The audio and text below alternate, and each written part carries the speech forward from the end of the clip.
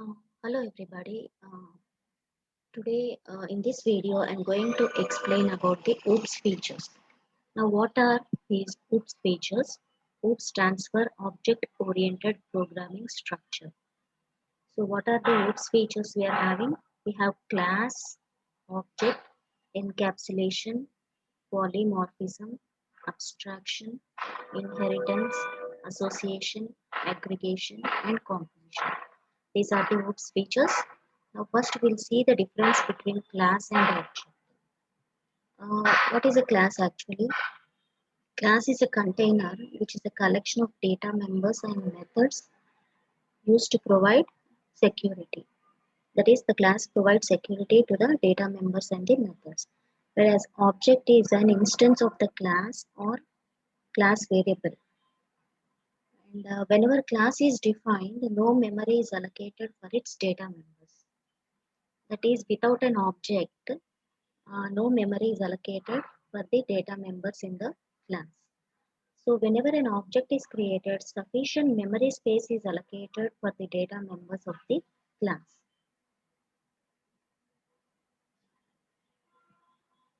And only one definition should exist for a specific class in a program, whereas multiple objects can exist for a single class in a program.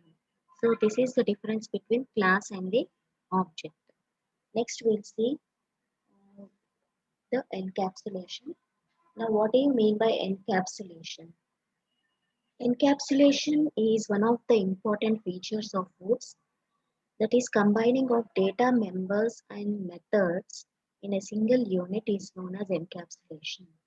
Or we can also define encapsulation as wrapping of data members and methods into a single unit is known as encapsulation.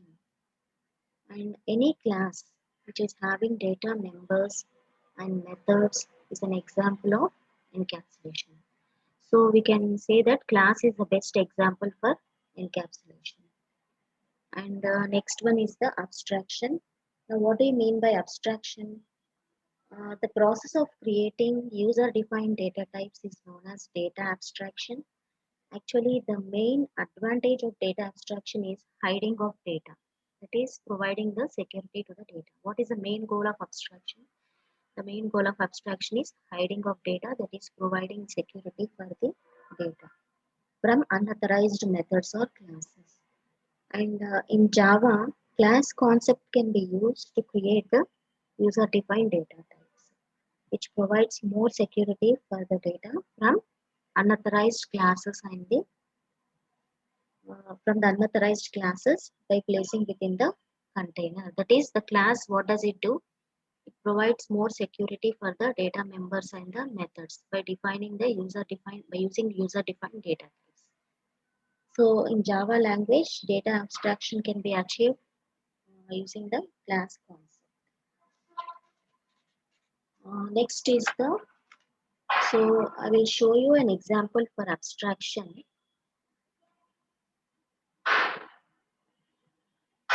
So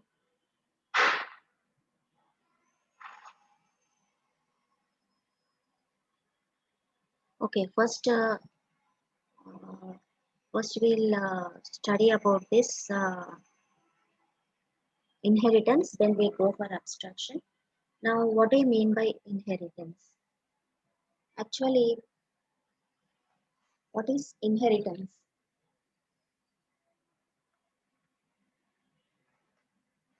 So, inheritance is nothing but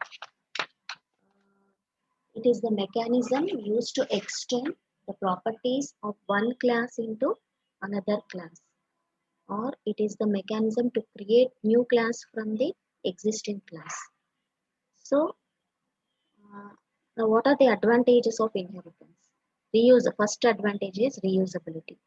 That is, define once and use any number of times. What do you mean by reusability? You define the code once and use any number of times. Then second advantage is repetition of code or redundancy of the code is reduced. And the third advantage is no wastage of memory. That is, using inheritance, the wastage of memory is reduced. And And in inheritance, mainly two types of classes are available. That is, any class that is given the properties to another class is known as super class or base class or parent class. And if any class is taking the properties from another class, then it is known as derived class or subclass or child class. And inheritance can be achieved in five different ways. That is, there are five different types of inheritance. First is the single or simple inheritance. Now, what do you mean by single or simple inheritance?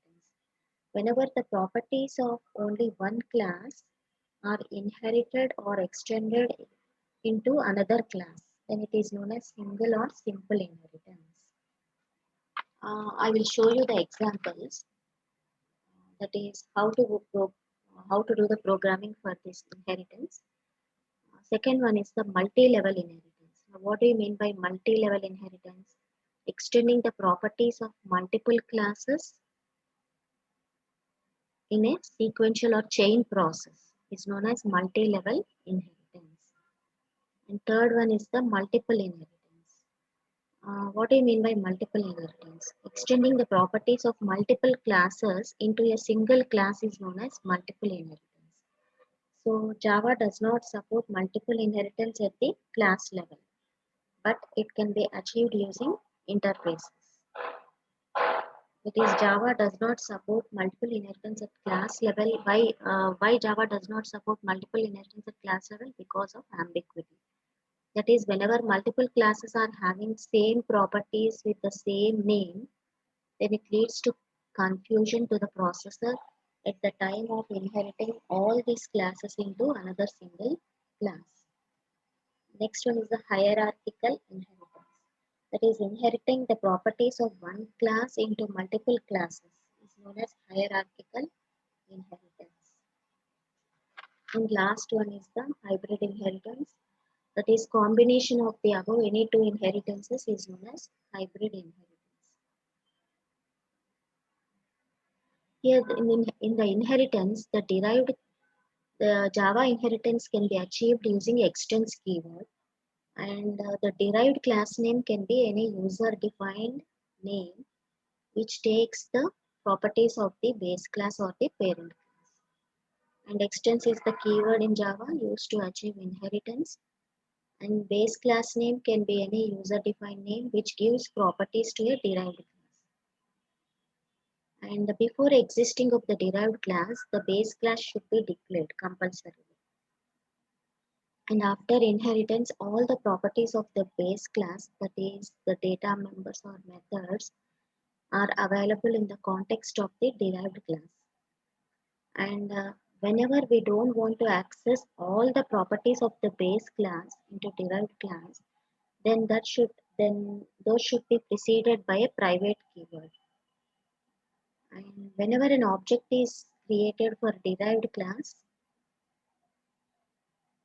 memory is allocated for the base class.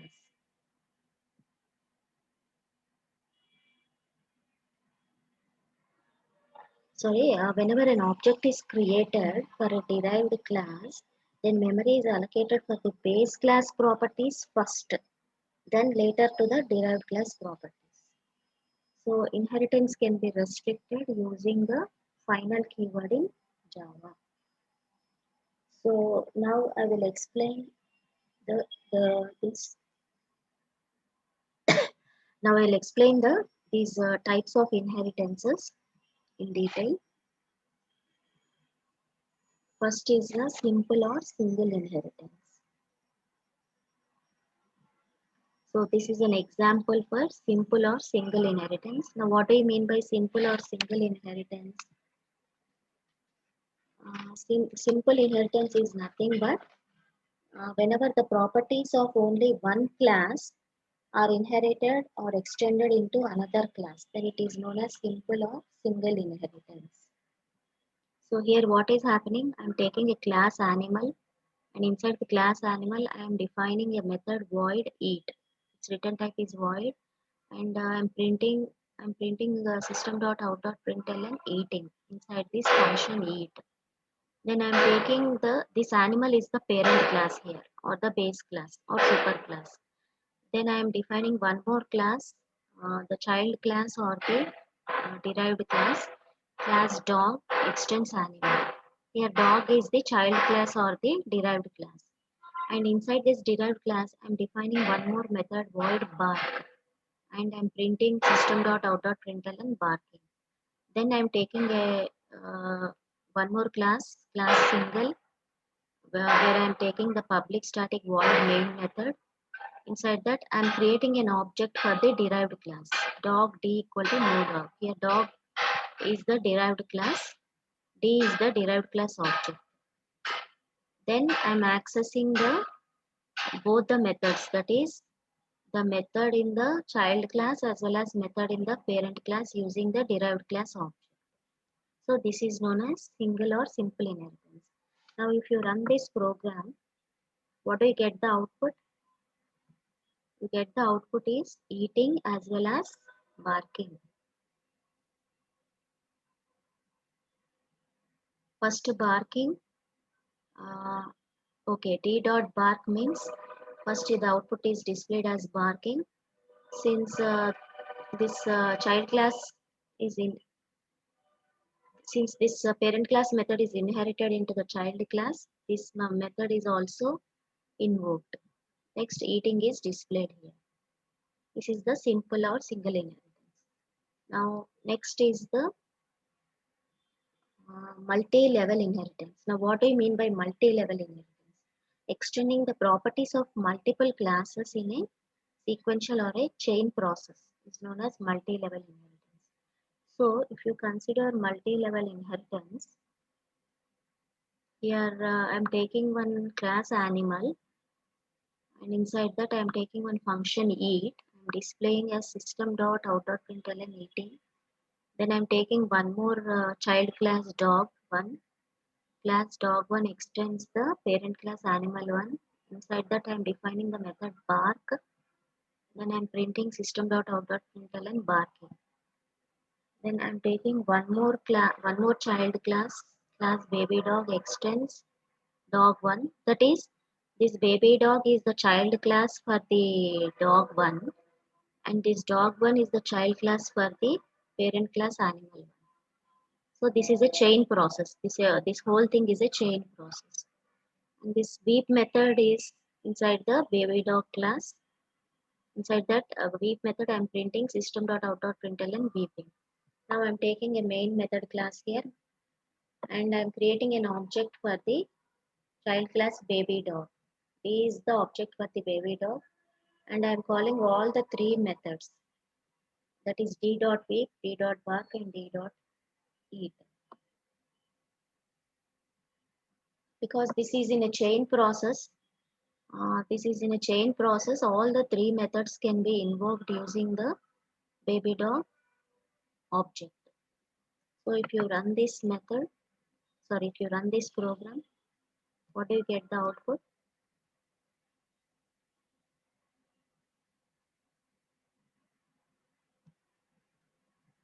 You will get the output as d dot weep means weeping, d dot bark means barking, d dot eat means you will get it as eating.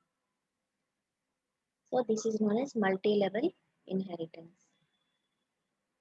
Now next is the multiple inheritance. Actually, this multiple inheritance is not supported in Java. So we can go for hierarchical inheritance. Now what is hierarchical inheritance? Inheriting the properties of one class into multiple classes is known as hierarchical inheritance. If you consider hierarchical inheritance, class animal is the parent class. Inside that I am defining one function void it, one method void it, and I am printing system.out.println eating. I am taking one more class dog2 extends animal2, which is dog2 is the child class now. Inside that I am taking a method void bar system.out.println barking, and I am taking one more class cat2 extends animal2. So inside that I am defining one method void meow, and the output I am printing system.out.println meow.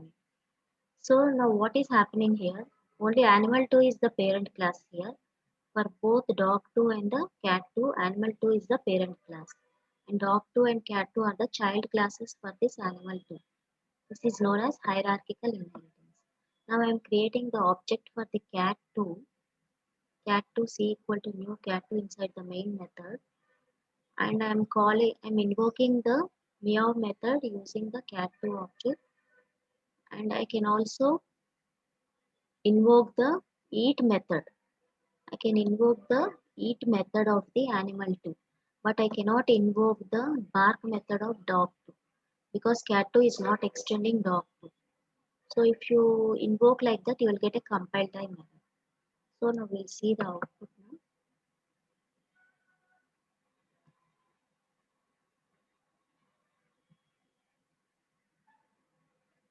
So meowing and eating is the output.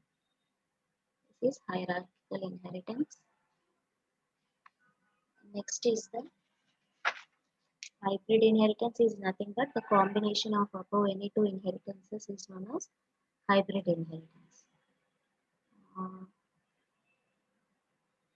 Next we go for, so inheritance is completed. Now what is aggregation actually? Aggregation is nothing but if a class has an entity reference, then it is known as aggregation. Aggregation represents has a relationship, whereas inheritance represents is a relationship. Why aggregation represents has a relationship? Because one class is having the another class reference. That is, one class contains another class reference, so that is why it is known as aggregation. It is known as has a relationship. So now I will give you now this association and composition. I will explain you later. Now I'll show you the example for aggregation. See here, class operation. I'm taking inside that int square method, parameter int n. Then I'm returning n into n, and I'm ending the class. I'm taking one more class, class aggregation. Inside that, I am creating an object for this operation class. Inside aggregation class, I'm creating an object for the operation class, operation OP. Not an, I'm just creating a reference here. Operation OP is just I'm creating a reference for this operation class. Then double PI is 3.14, and I'm defining one method inside aggregation class, double area with parameter int radius. Then I'm creating an object for this operation class, OP equal to new operation. Then int r square is equal to OP dot square of radius. Then return pi into square. Uh, Now inside this aggregation class, I'm taking the main method now. I'm creating the object for aggregation. Aggregation C equal to new aggregation. Double result equal to C dot area of phi. Now here phi is radius. Phi is the radius now. So when you invoke the area method using the aggregation object, the control goes to the area method, and here operation object is created, and the control again operation object invokes the square method. Control again goes to square method, and it returns the 5 into 5 is 25 is the result. Then it prints back the result. So if you run this program,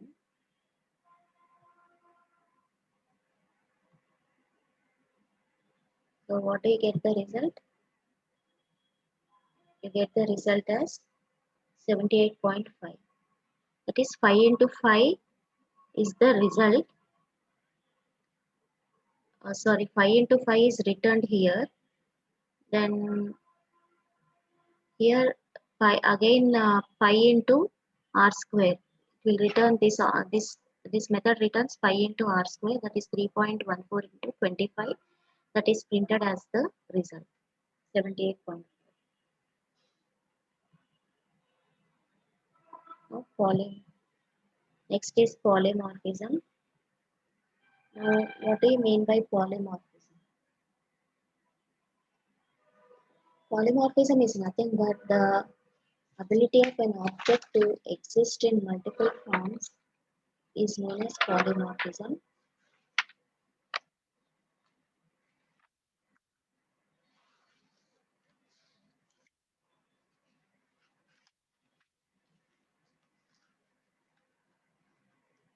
The ability of an object to exist in multiple forms is known as polymorphism.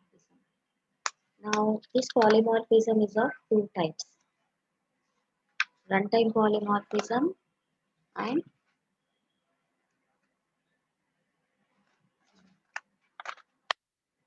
polymorphism is nothing but existing of one method or constructor into multiple forms is known as polymorphism. It is classified into two types: static polymorphism and dynamic polymorphism.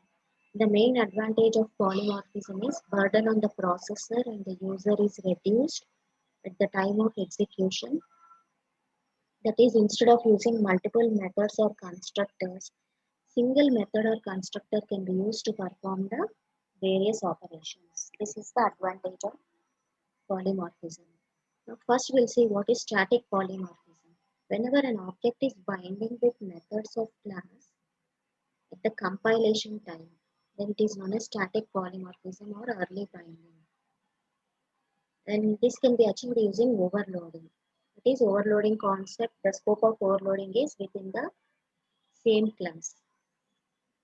And dynamic polymorphism. What I mean by dynamic polymorphism, whenever an object is binding with the methods of the class at runtime or execution time, this is known as dynamic polymorphism or runtime polymorphism or late binding.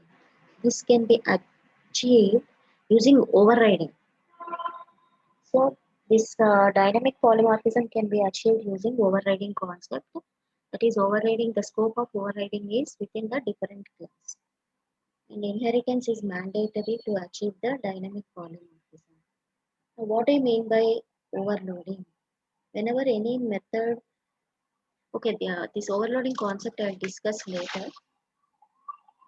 So I'll conclude up to this. I will conclude up till here, and I will continue in the next video. Thank you.